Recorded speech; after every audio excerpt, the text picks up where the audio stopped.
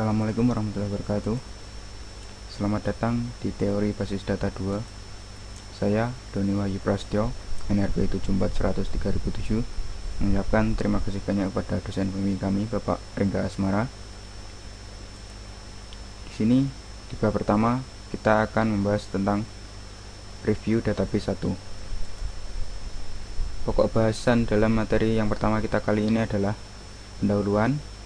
Kemudian yang kedua adalah ER model, lalu model relasional, yang keempat structure query language, dan yang terakhir normalisasi. Tujuan belajar kita kali ini adalah setelah mempelajari materi ini, mahasiswa diharapkan mampu yang pertama memahami database manajemen sistem dan komponen utamanya, yang kedua memahami ER model dan dapat menggunakannya sebagai desain awal dari database, yang ketiga memahami SQL dan apa saja yang tercakup dalam bahasa SQL, dan yang keempat memahami konsep normalisasi dan dapat melakukan normalisasi data. Basis data adalah kumpulan data yang dapat digambarkan sebagai aktivitas dari satu atau lebih organisasi yang berelasi.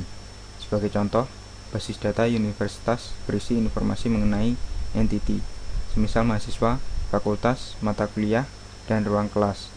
Relasi di antara entitas seperti pengambilan kuliah yang dilakukan oleh mahasiswa, dosen pengajar di fakultas, dan penggunaan ruang perkuliahan. Manajemen sistem basis data. Manajemen sistem basis data atau database management system, atau biasa disingkat DBMS, adalah perangkat lunak yang didesain untuk membantu dalam hal pemeliharaan dan utilitas kumpulan data dalam jumlah besar. DBMS dapat menjadi alternatif penggunaan secara khusus untuk aplikasi, semisal penyimpanan data dalam file dan menulis kode aplikasi yang spesifik untuk pengaturannya. ER model atau entity relation. Pada ER model, gambaran dunia nyata diciptakan dalam objek dan relasinya. ER model biasanya digunakan untuk mengembangkan inisial dari desain basis data. ER model menyediakan suatu konsep yang bermanfaat yang dapat mengubah deskripsi informal dari apa yang diinginkan oleh user menjadi hal yang lebih detail, presisi, dan deskripsi detail tersebut dapat diimplementasikan ke dalam DBMS. Entity adalah objek dunia nyata yang dapat dibedakan dari objek yang lain. Entity digambarkan dalam basis data dengan menggunakan himpunan atribut. Himpunan entity yang sejenis disimpan dalam himpunan entity. Himpunan entity adalah kumpulan entity yang sejenis. Contoh dari gambar entity adalah seperti yang terlihat pada gambar yang pertama, dan yang kedua adalah contoh gambar relasi antar entity seperti yang terlihat pada gambar yang kedua. Entity lemah atau weak entity. Entity lemah dapat diidentifikasi secara unik jika terdapat peran kunci utama atau primary key yang berasal dari atau dimiliki oleh entity yang lain. Himpunan entity owner dan entity lemah harus berpartisipasi dalam himpunan relasi one to many, satu owner, banyak entity lemah. Berikut adalah contoh dari entity lemah yang terlihat pada gambar. Agregasi. Agregasi digunakan pada saat kita perlu memodelkan apa saja yang terlibat dalam suatu himpunan relasi. Agregasi membolehkan kita untuk memperlakukan suatu himpunan relasi sebagai himpunan entity untuk tujuan partisipasi dalam relasi yang lain. Basis data relasional adalah himpunan relasi. Suatu relasi adalah himpunan kolom atau tupel. Semua barisnya bersifat distinct atau unik. Sedangkan relasi itu sendiri terdiri dari dua bagian, yaitu yang pertama instance, yakni tabel dengan baris dan kolom. Baris sama dengan kardinalitas, kolom atau field sama dengan degree atau arity. Sedangkan skema adalah menentukan nama relasi plus nama dan tipe kolom. Contoh relasi misalnya student SID bertipe string, name bertipe string, login bertipe string, age bertipe integer, dan GPA bertipe real. Kekuatan utama dari model relasional adalah kesederhanaannya, dan kelebihannya adalah dalam melakukan query atas data. Query dapat ditulis secara intuitif dan DBMS bertanggung jawab untuk mengevaluasinya secara efisien. Batasan integritas adalah suatu kondisi yang harus bernilai benar untuk suatu instance dalam basis data. Misal, batasan domain. Yang pertama, 1. Dispesifikasi saat skema didefinisikan. Yang kedua, diperiksa pada saat suatu relasi dimodifikasi. Instance dari relasi disebut legal jika bisa memenuhi semua batasan integritas atau integrity constraint yang telah dispesifikasi. Batasan integritas juga digunakan untuk menghindari kesalahan dari entry data. Batasan kunci primer atau primary key constraint. Himpunan suatu field merupakan suatu key dari suatu relasi jika tidak ada dua tupel yang distinct yang mempunyai nilai yang sama untuk semua key field, dan key tersebut tidak memiliki subset. Pernyataan 2 salah. Bagaimana dengan super key? Jika terdapat lebih dari satu key untuk suatu relasi, maka salah satu dari key tersebut akan dipilih oleh DBA untuk menjadi primary key. Foreign key. Foreign key adalah himpunan field dalam suatu relasi yang digunakan untuk melakukan referensi ke tupel pada relasi yang lain, atau harus berkorespondensi dengan primary key pada relasi yang kedua. Structure Query Language, disingkat SQL. Structure Query Language atau SQL adalah bahasa database relasional yang dibuat berdasarkan suatu standar. Bentuk dasar dari SQL adalah sebagai berikut: select, distinct, select list, from list, where, qualification. Setiap query dalam SQL harus memiliki klausa select yang menentukan kolom yang akan ditampilkan pada hasil, dan klausa form yang menentukan cross product tabel. Klausa optional where menentukan syarat-syarat seleksi pada tabel yang ditunjukkan oleh from. SQL menyediakan 3 konstruksi set manipulation yang memperluas query dasar, yaitu union, intersect, dan except. Juga operasi yang lain seperti in untuk memeriksa apakah elemen yang berada pada set yang ditentukan, any dan all untuk membandingkan suatu nilai ID dengan elemen pada set tertentu, exist untuk memeriksa apakah suatu set kosong atau isi. Operator in dan exist dapat diawali dengan not. Fitur SQL yang lain yaitu nested query. Artinya query yang memiliki query lain di dalamnya, yang disebut dengan subquery. Nested query digunakan jika terdapat suatu nilai yang tidak diketahui atau unknown value. SQL mendukung 5 operasi agregat yang diterapkan pada sembarang kolom, yaitu count untuk menghitung cacah, sum untuk menghitung jumlah seluruh nilai, AVG menghitung rata-rata nilai, max mencari nilai paling besar, min mencari nilai paling kecil. Kadangkala, operasi agregat diperlukan pada sekelompok grup dari baris pada relasi. Untuk menulis query semacam itu dibutuhkan klausa group by dan penambahan klausa having jika kita ingin menerapkan suatu kondisi terhadap data yang sudah dikelompokkan dengan group by. Normalisasi. Normalisasi adalah perbaikan skema database. Latar belakang diperlukannya normalisasi adalah karena adanya penyimpanan informasi yang redundan. Istilah normalisasi berasal dari E.F. Colt, salah seorang perintis teknologi basis data. Normalisasi adalah proses untuk mengubah suatu relasi tertentu ke dalam 2 buah relasi atau lebih. Sini adalah contoh dari normalisasi. Dilihat tabel 1 sebelum bentuk norma pertama.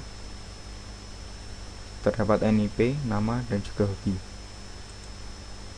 Kemudian tabel 2 yang sudah dalam bentuk norma pertama, terjadi perubahan pada isi kolom NIP dan juga nama yang sebelumnya.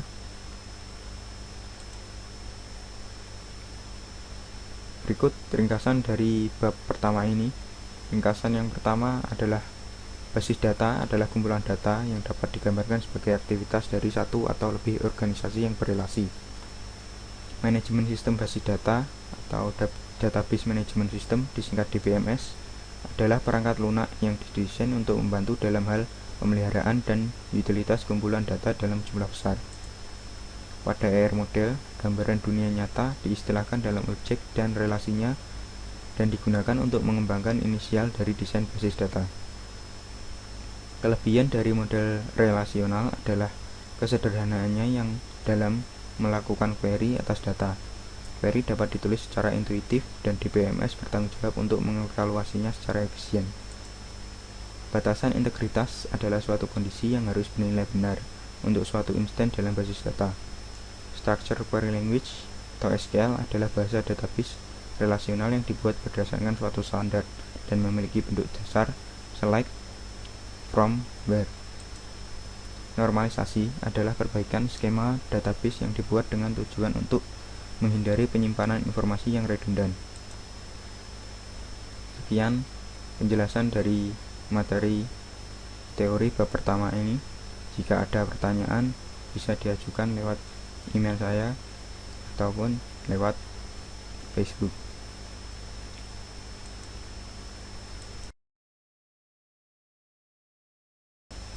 Terima kasih. Sekarang kita akan mencoba membahas mengenai soal-soal yang ada di bab pertama ini pada bab review basis data 1. Ini terdapat latihan soal. Latihan soal yang pertama adalah gambarlah sebuah diagram ER yang mengungkapkan informasi berikut. Di sini saya sudah membuat ERD mengenai soal yang terdapat dalam modul PDF.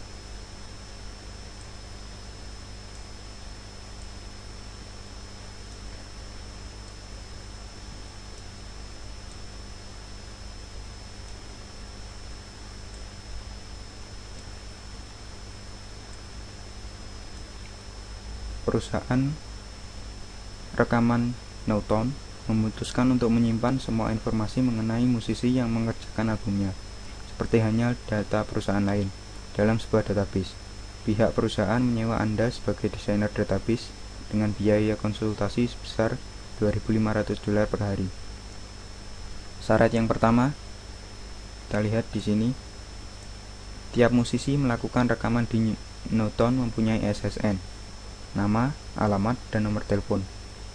Para musisi yang dibayar lebih rendah akan mendapatkan alamat yang sama dengan musisi lain, dan satu alamat mempunyai satu nomor telepon.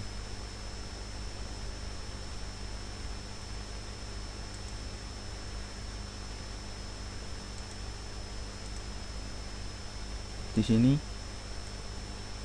entitas yang pertama adalah musisi yang memiliki 4 atribut.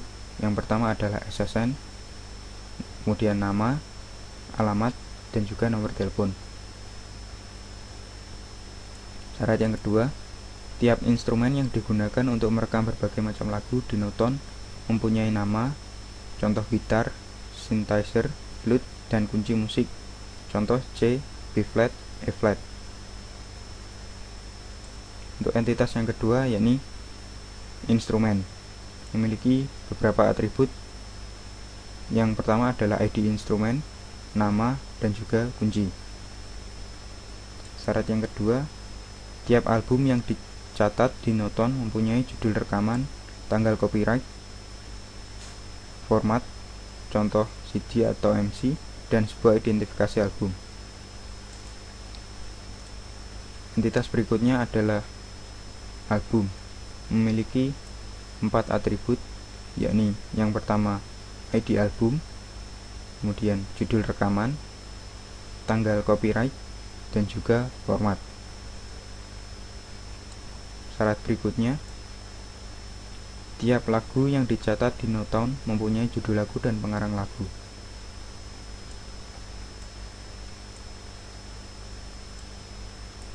Atribut berikutnya adalah lagu. Lagu memiliki 3 atribut, yakni yang pertama ID lagu, kemudian judul, dan juga pengarang lagu. Dan syarat berikutnya, tiap musisi mungkin memainkan beberapa instrumen, dan tiap instrumen dapat dimainkan oleh beberapa musisi. Di sini terdapat relasi antara musisi dan juga instrumen. Relasi tersebut diberi nama memainkan dengan relasi many to many antara musisi dan juga instrumen. Selanjutnya, tiap album mempunyai beberapa lagu di dalamnya, tapi tidak ada lagu yang muncul bersamaan dalam satu album.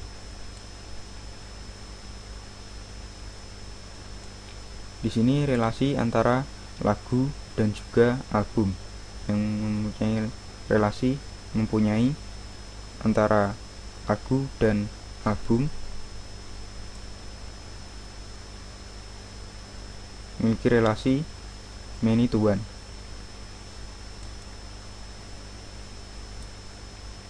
Selanjutnya, syarat yang berikutnya, tiap lagu dibawakan oleh satu atau lebih musisi, dan seorang musisi bisa membawakan beberapa lagu. Relasi yang selanjutnya adalah antara musisi dan juga lagu. Diberi nama relasi membawakan. Relasi ini bersifat many to many antara musisi dan juga lagu. Syarat berikutnya, tiap album dibawakan seorang musisi yang berperan sebagai produser. Seorang musisi bisa menghasilkan beberapa album. Di sini, relasi antara musisi yang berperan sebagai produser memiliki relasi dengan album yang diberi nama relasi membawakan dan berelasi one to many antara produser dan juga album.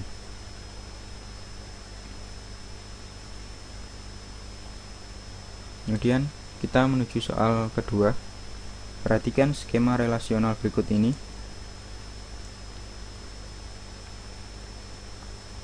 EMP, tabel EMP memiliki kolom EID yang bertipe integer, in-name bertipe string, age bertipe integer, salary bertipe real. Kemudian tabel works, EID bertipe integer, DID bertipe integer, visit time bertipe integer. Kemudian tabel dep, DID bertipe integer, dname bertipe string, budget bertipe real, manager ID bertipe integer. Soalnya, berikan contoh constraint foreign key yang melibatkan relasi dep. Apa saja pilihan yang ada untuk melaksanakan constraint ini pada saat user berusaha untuk menghapus record pada dep.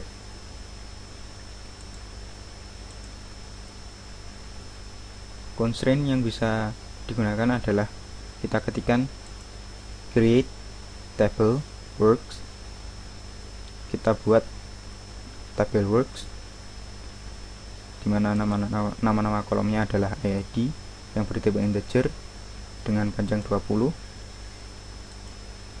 kemudian DID yang bertipe integer dengan panjang 20, kemudian visit time dengan bertipe integer dan dengan ukuran 20.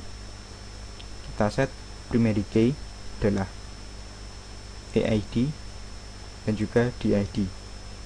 Kemudian kita set foreign key nya adalah DID yang mengacu pada tabel dep. Kemudian apa saja yang harus dilakukan jika tuple dep dihapus. Yang harus dilakukan salah satu opsi di bawah ini, yakni yang pertama, hapus juga semua tuple works yang merefer ke tuple dep yang dihapus tersebut. Kemudian opsi yang kedua, tidak mengizinkan dilakukan penghapusan jika tuple tersebut merefer ke tuple pada relasi yang lain atau alternatif lain dari yang pertama. Dan yang opsi ketiga, ubah DID dalam tuple works menjadi default DID. Merupakan alternatif yang lain lagi. Dan yang terakhir, opsi yang terakhir, dalam SQL juga dapat dilakukan setting pada tuple works yang direfer oleh tuple dep yang dihapus tersebut dengan memberikan nilai khusus yaitu null, yang artinya tidak diketahui atau unknown atau inapplicable. Soal berikutnya, untuk skema relasional pada nomor 2, definisikan relasi debt pada SQL sehingga setiap departemen dipastikan memiliki seorang manajer. Kita buat create table debt untuk membuat tabel debt, di mana di dalamnya terdapat beberapa kolom. Yang pertama kolom DID bertipe integer, kita beri panjang 20.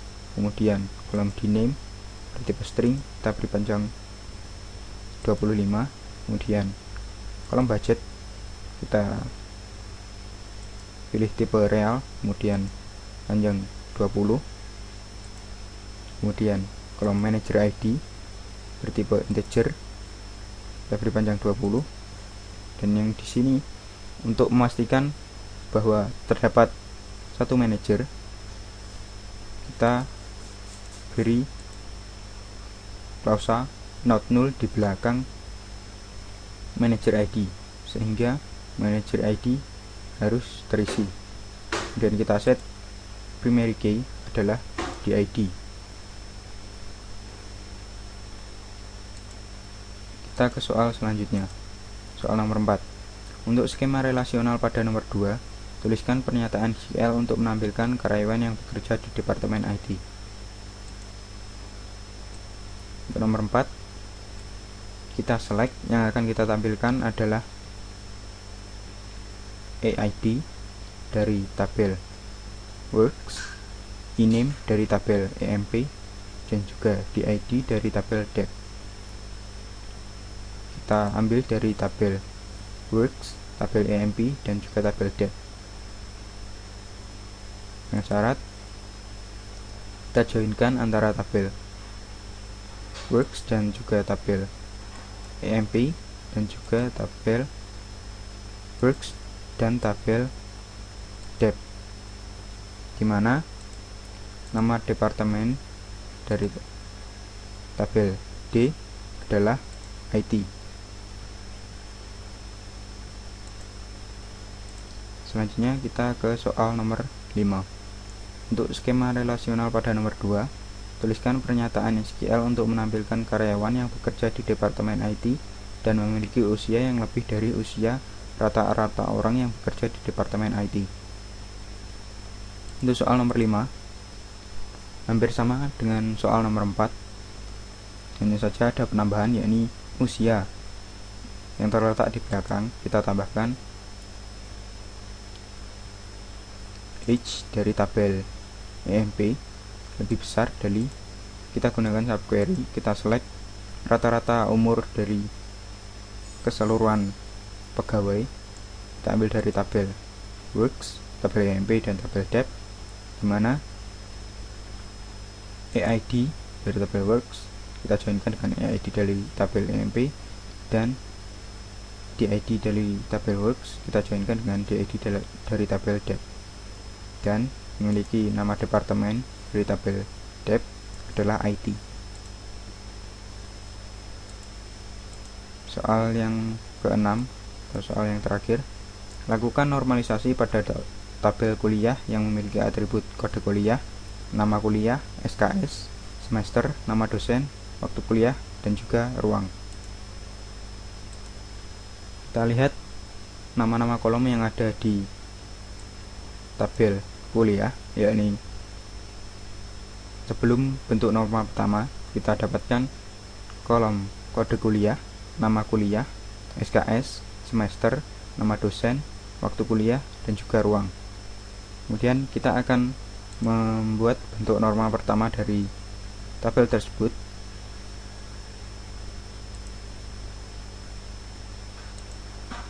Menjadi tabel yang pertama adalah kode kuliah, nama kuliah, SKS, dan juga semester. Sedangkan tabel yang kedua terdapat kode kuliah, nama dosen, waktu kuliah, dan juga ruang. Kita rubah kembali menjadi bentuk norma kedua, sehingga tabel yang pertama terdapat kode kuliah, nama kuliah, SKS, dan juga semester.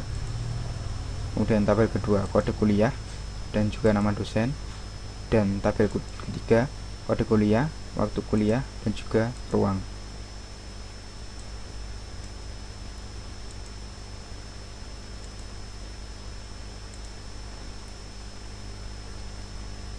Sekian pembahasan dari teori bab pertama kali ini, review basis data 1. Terima kasih dan wassalamualaikum warahmatullahi wabarakatuh.